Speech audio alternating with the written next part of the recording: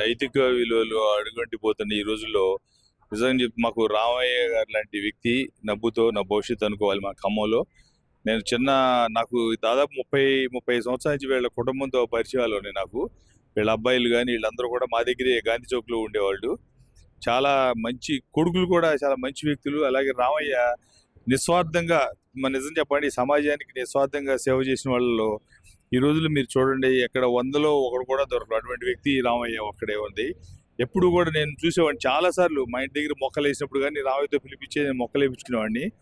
ఆయన మాట్లాడే విషయంలో ఎవరిని కూడా విమర్శించేవాడు కాదు. ఒక వ్యక్తిని విమర్శించడం అనేది నేను ఎప్పుడు చూడలేదు రామయ్య.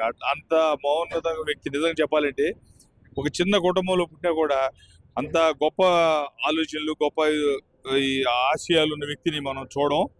ఆళ్ళు ఇతను ఈ వెనకాల ఈ భూమిలో అతని సొంత భూమి ఉంది ఇక్కడ. ఈ భూమిలో ఏదైనా చెట్లు వేసినా కానీ ఏదేసినా ప్రతిదానికి నన్ను సలహా అడిగేవాడు.